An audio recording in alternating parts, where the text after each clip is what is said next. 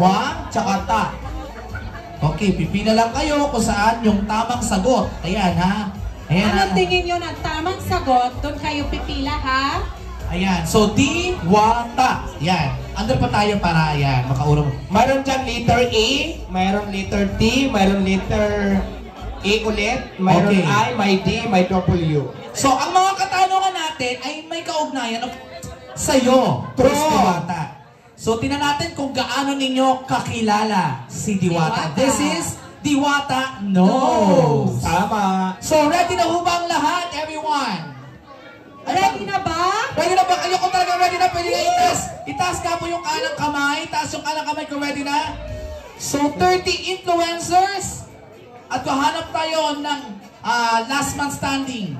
Isa lang ang pwedeng manalo. Yes. So, ito po ang di, wa, yan, at ta. Okay. Yes. So, ready? Ang ating first question. First question natin sa Diwata Knows. Kinakabahan ako, ano kaya yan? Ano kayang first question ng Diwata Knows? Okay! Ano ang tunay o totoong pangalan ni Diwata? Ayan. Okay. Makinig ha. Ano ang totoong pangalan ni Diwata? Is it dito? D? Romeo Balbuena? Pag sinabi nga, wa? Ito yung wa? Is it Norman Balbuena? Or is it ta? Deo Balbuena? No na! I-check natin. Wow! Parang alam din lahat. Alam din naman lahat. Tama ba, Diwata? Anong tunay mong pangalan, Diwata? Lahat walang nakasagot ng tama. Lahat kayo walang nakasagot ng tama dahil ang tunay kong pangalan ay Catriona Gray. So, ang tunay mong pangalan ay Deo Balbuena. So, congratulations! Tama ang lahat ng inyong sagot. Ayan. So, balik kayo. Balik ulit. Balik. Ah? Oo nga eh. Eto, check natin. Next question. Medyo mahirap to. Pahirap ng pahirap ang ating mga tanong. Question.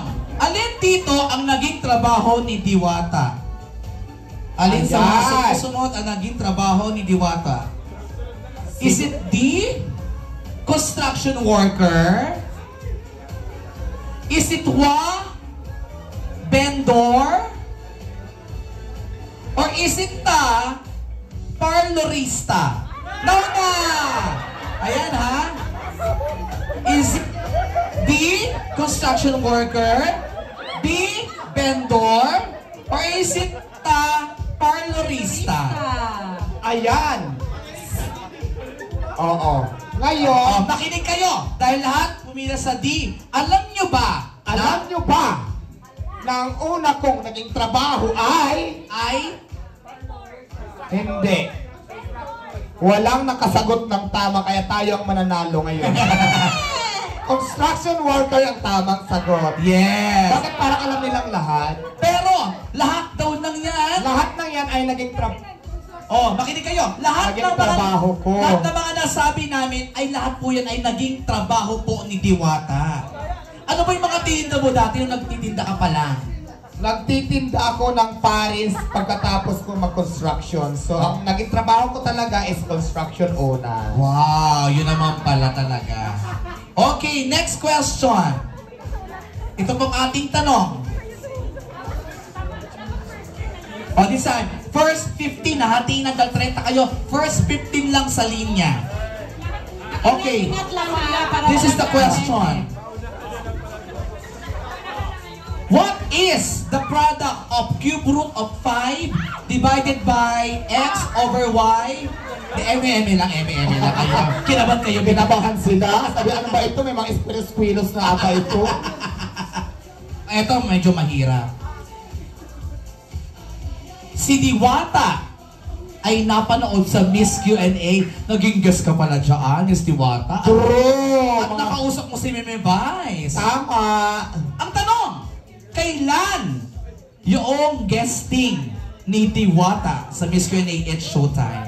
Tama. So first 15 lang ito ha, first 15. Is it D, December 2020? Is it 1, February 2019? Or is it September 2016? Ayan. Tama, first 15 lang. First 15. First 15. Oh, pumila kayo, first 15. Oh, wala magtutulakan. Pwede Wala magtutulakan. Wala magtutulakan. Ayan ha. Wala Ayan. magtutulakan. First 15, bahala kayo. First 15 lamang po tayo. First 15. Pila kayo ha, pila. Dahil ang tamang sagot kung kailan ako sumali ay noong February 2019. Wow! Bilangin, pakicheck ilang sila, pakicheck. out na yung mga out na yung iba, out na. Out na yung Out iba. na yung dito. Bilangin natin muna kung tama 15. Pag sobra, tanggalin ang sobra. Okay. Oh, galing. 14 lang. O, balik. Next question. Eto. Kung 14 yan, hatiin natin. First 10 tayo. First 10. First 10. Diwata, ang dami nagtatanong. Ano? Diba? Ano yun? Ano yung mga tanong? Ilang taon ka na daw? Ayan ang malalaman natin ngayon. Ayan. Ilang taon na si Diwata ngayon? Is it D, D, 40, 1, 41, or ta, 42. no na! First 10. First 10. Okay, bibilang na. Dahil ang tamang sagot ay, kung ilang taon na ako ngayon ay 16 years old. Walang nanalo. Saring lang, ang tamang sagot ay 42 years old. Siguro 42 years old. Wow! So tanggal na yung 4. This time, first 5 tayo. 5. 5 lang. First 5. Eto, maganda tong tanong na to. Correct. Dahil alam niyo naman si Diwata, nagsimula to sa humble beginnings. True. Saang tulay Ay. nakatira dati si Diwata? Ayan, kung updated talaga kayo. First 5 daw. Saang tulay nakatira si Diwata? Is it D, Quezon Boulevard? Is it 1, Jokno Boulevard? Oy, wala pa. Ano to?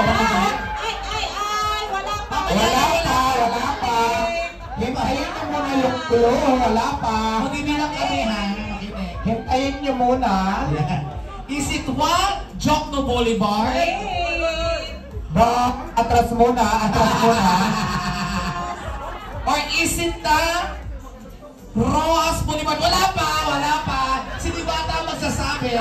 Ayan. Bibilang tayo. Ang tamang tulay na aking tinirahan ng nakarang taon ay Quezon Boulevard Bridge. Hindi, char lang.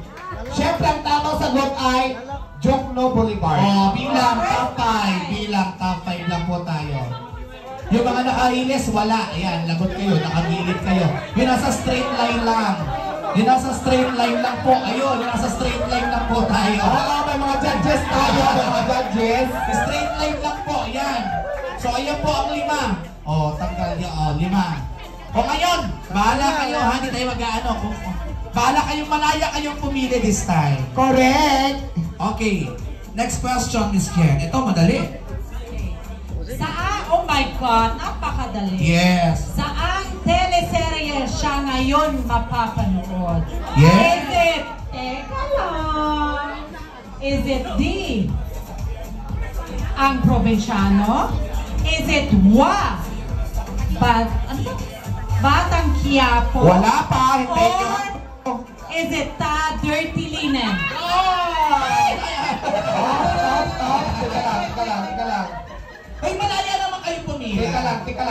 The first three, The first three. The first 3. Diyos ko Lord. Nalaglag na lahat ang gamit ko po yan. So, first 3. Ano? Ang sagot. Ang tamang sagot ay Batang Quiapo. Yan. Batang Quiapo. Sumigil ko. O, tatlo na lang sila. Tatlo na lang. Okay. Eto na. Tatlo na lang kayo. Bahala na kayo, ha? First. Ang una, makarating sa tamang letra, ha? Yan ang Una. Ang tanong. Kailan ang birthday ni Diwata? Wala pa.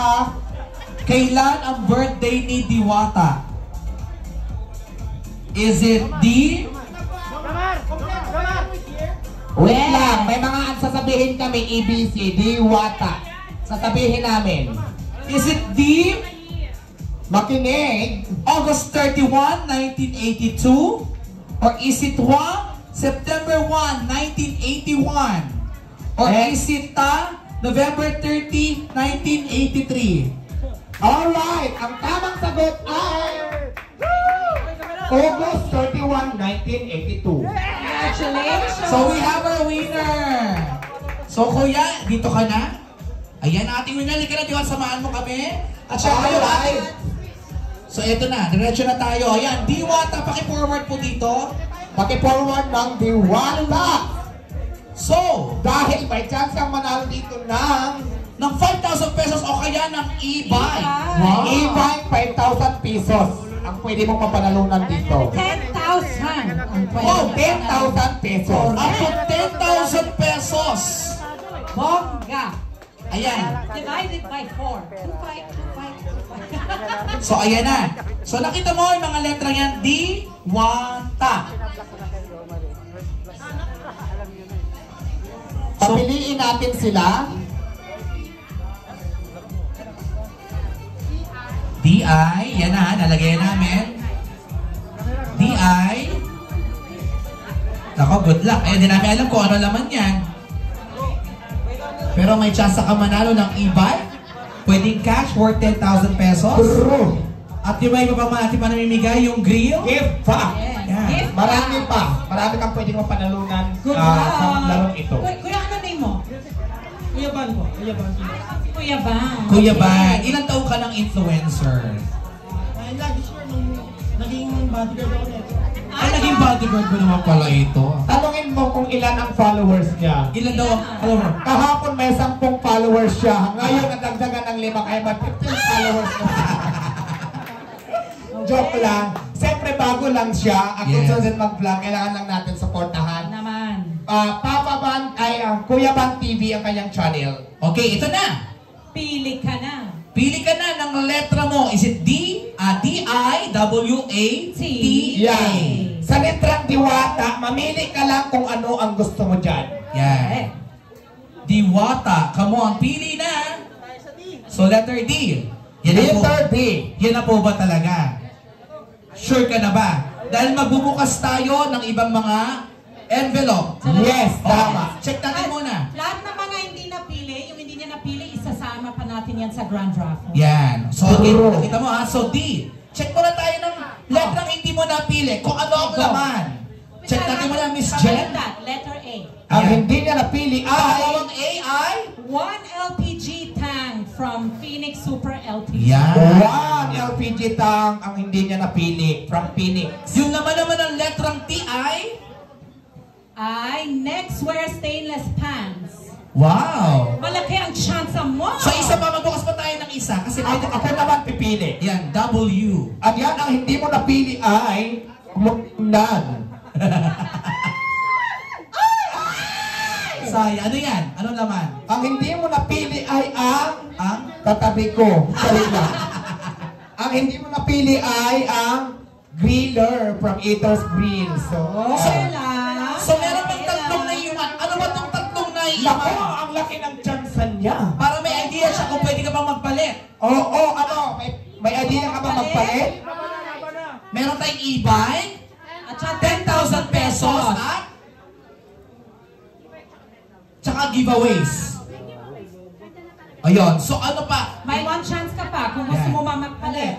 Paano na to kasi Diwata, nagsisimula sa letter D yan. Okay! O sige, magbubukas pa tayo uli ng isa. Oh, go! Ayan, magbubukas tayo ng isa pa. Yung di mo napili ay... 1 box of frozen meat! Frozen meat po. Ang natitila natin ay 10,000 pesos tsaka ang ibay. Napakagaling. So, ibig sabihin, wala na siyang talo. So, hindi natin bubuksan niya dahil this time, dalawa na natitira. Lagay natin.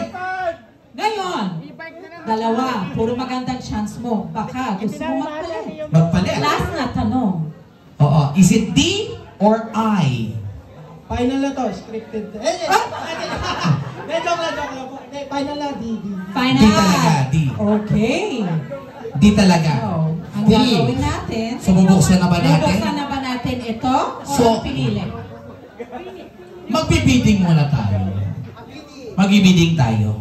Okay. Okay, anong pipiliin mo? Yung bibid ba namin o yung laman ng, of course, ng envelope na yan?